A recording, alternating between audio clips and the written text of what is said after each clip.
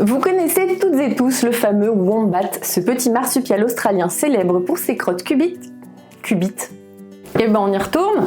Vous connaissez toutes et tous le fameux wombat, ce petit marsupial australien célèbre pour ses crottes cubiques et sa petite bouille bien trop mignonne. Mais si je vous disais que derrière ces petites infos croustillantes et derrière cette boule absolument fluffy, se cachent d'autres informations plutôt surprenantes à son sujet? Et si je vous disais même que les fesses du wombat lui servaient de bouclier meurtrier? Allez, bienvenue dans la boîte à curiosité. Aujourd'hui on va parler de grosses fesses de wombat. Mais avant ça, petit moment sponsor. Vous en avez marre de boire des trucs trop sucrés, trop caféinés, avec trop d'emballages plastiques, des emballages moches en plus? Eh bien laissez-moi vous parler de cette marque de boisson en poudre qui est Oli et qui est une véritable alternative aux boissons sucrées que vous consommez. Adieu taurine, caféine, sucre et bonjour colorant et arômes naturels, vitamines, fibres et en plus c'est adapté aux véganes. Moi je vous cache pas que les animaux sur leur packaging sont juste fous, ça me touche d'autant plus que vous connaissez mon amour pour les espèces animales invisibilisées car jugées moches ou terrifiantes. Piranha, requin, grenouille, à chaque saveur de boisson énergisante, sa petite bestiole, j'aime tellement le design que j'ai l'impression de les collectionner comme des petites cartes Pokémon. Oli, ça se présente sous forme de poudre qu'on va diluer dans de l'eau, que ça soit des gammes énergisantes pour un coup de boost, des gammes iced tea pour un coup de frais ou des gammes hydratation pour se requinquer à fond. Il y en a pour tous les goûts et toutes les envies.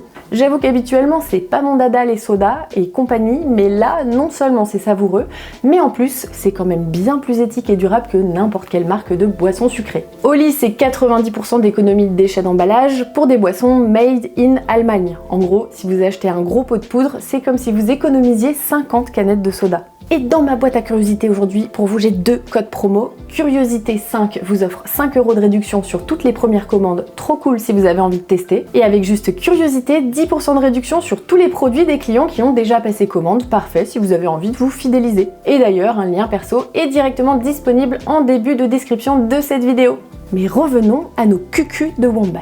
Pour bien comprendre pourquoi les fesses du wombat sont si particulières, faisons d'abord connaissance avec notre cher petit animal. Le wombat est un marsupial herbivore endémique d'Australie, assez court sur pattes, pesant une trentaine de kilos et qui peut malgré tout courir à environ 40 km/h.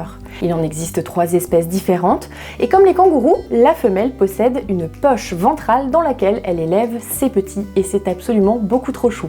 Si on voit souvent des images de wombat gambader dans de grandes prairies vertes, en fait c'est un animal qui vit majoritairement sous terre. Son corps patatoïde et trapu est parfaitement adapté à sa vie de fouisseur. Grâce à des pattes courtes et des griffes robustes, il creuse des galeries et terriers qui peuvent atteindre plusieurs dizaines de mètres de long. Majoritairement solitaire, il tolère la présence de certains de ses congénères dans son terrier. Mais si les galeries souterraines le protègent de certains prédateurs, certains arrivent à s'y faufiler. Et c'est précisément à ce moment-là que je vous parle du gros cucu défensif des wombats.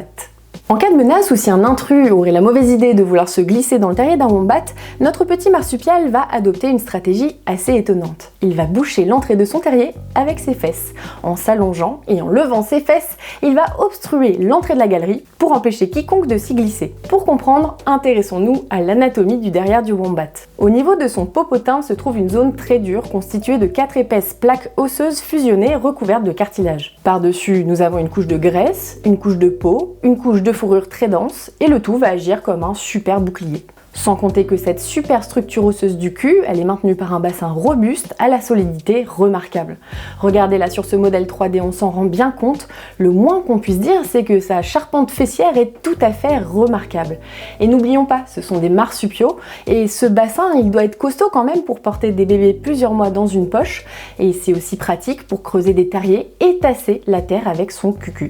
Et pour se défendre, ça agit comme un bouclier blindé. D'ailleurs, la fourrure située sur ses fesses est particulièrement courte et constituée de poils denses. Si un prédateur cherche donc à agripper le wombat par ses poils, ça reste un cucu globalement difficile à agripper. Et pour couronner le tout, les fesses du wombat constituent une zone relativement innervée permettant à l'animal de résister à la douleur en cas de morsure. Une stratégie plutôt habile puisque le wombat va à la fois protéger ses organes vitaux qui seront à l'intérieur du terrier et économiser un max d'énergie puisqu'il n'a ni à fuir ni à se battre. Son boule en fait c'est inspecteur gadget, à tout moment le mec il sort un taser de son cul quoi. Ah oui, et pour compléter sa défense, le wombat émet une substance huileuse et malodorante par son fion et ses sécrétions peuvent aussi dissuader les prédateurs en ajoutant un facteur olfactif désagréable. D'ailleurs, je sais pas si vous avez déjà vu un wombat péter, mais ça pète très très fort. The treat wasn't me. Ah, jeez. Funny boy. Si le wombat a indéniablement un des boucliers fessiers des plus robustes dans la nature, ça m'a également fait penser à l'araignée du genre, Cyclocosmia, qui possède un disque abdominal doté de rainures qui va lui servir à boucher son petit terrier avec son abdomen, puisqu'elle ne tisse pas de toile. Bref, revenons à notre cul de wombat car le pire reste à venir. Maintenant que nous avons vu la structure des fesses du wombat, intéressons-nous à comment cette arme serait absolument redoutable, voire meurtrière.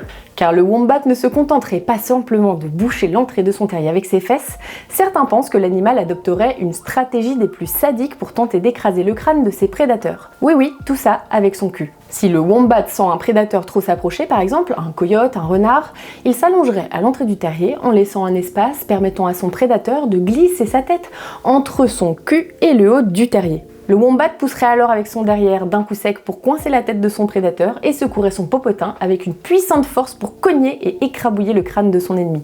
Quand on sait qu'un wombat peut peser une bonne trentaine de kilos, rip le coyote. Mais attention, en vérité, si l'info du bouclier fessier meurtrier du wombat semble insolite, je ne suis pas certaine qu'elle soit très fiable. Si les sources concernant l'anatomie des fesses robustes du wombat bouclier semblent aussi costaudes que son cul, concernant ce comportement d'écrabouillement de tête de ses prédateurs, très peu d'observations directes ont été jamais faites à ce sujet. Et j'ai trouvé aucun papier sérieux rédigé à ce sujet. Perso, j'ai trouvé l'info sexy, mais à part quelques interviews sans source et une photo, que dalle, que chi, nada. En revanche, ce qui est certain, c'est que des crânes et des corps de renards ont été retrouvés à plusieurs reprises à l'entrée de terriers de wombat, souvent avec les os écrasés. Mais les scientifiques sont sceptiques sur le fait que ça soit causé directement par un wombat. D'ailleurs, à part cette image, je n'ai encore là absolument rien trouvé de fiable à ce sujet. Ces bouts de cadavres pourraient donc provenir d'animaux perdus dans des galeries, coincés, morts de faim, asphyxiés, que le wombat tire vers l'extérieur quand il fait le ménage dans son terrier. Ou alors simplement, l'animal mort aurait pu être placé là par un autre animal, un charognard ou encore un rapace nocturne. Car beaucoup d'espèces différentes utilisent, se faufilent, fouillent et se nourrissent dans les terriers et galeries de nos wombats. La conclusion de cette histoire, c'est que oui, on peut s'extasier des fesses du wombat qui sont tout à fait particulières d'un point de vue anatomique, on peut s'extasier de sa technique de bouchage de terrier avec son arrière-train, mais en revanche, pour l'histoire d'écrabouillage de tête, si on peut en rigoler, c'est cool, mais gardons en tête que pour l'instant, rien n'est certain à ce sujet. Merci d'avoir exploré avec moi cet aspect fascinant de la biologie du wombat et un grand merci à Oli de m'avoir soutenu pour me permettre d'être rémunérée et créée sur ma chaîne YouTube. N'oubliez pas que toutes les promos sont dispo direct en description. Et puis si vous avez trouvé cette vidéo aussi stylée qu'un cul de wombat, n'oubliez pas de liker, commenter, vous abonner, cliquer sur la cloche pour ne rien manquer des prochaines vidéos qui arrivent. Et moi, il me reste plus qu'à vous dire à très bientôt pour de nouvelles aventures curieuses.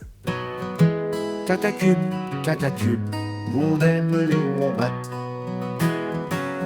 Abonne-toi à la boîte, par curiosité. Nous on aime les animaux, rigolo, c'est mignon. Cacatube, cacatube, nous on aime les wombats. Avec leurs grosses fesses, ils écrasent la tête des renards. Abonne-toi à la boîte, par curiosité. Nous on aime les animaux, rigolo, c'est mignon. Avec leurs grosses fesses, ils écrasent la tête des renards. Abonne-toi à la boîte, par curiosité. Nous on aime les animaux, rigolo, c'est mignon. Avec leurs grosses fesses, ils écrasent la tête des renards.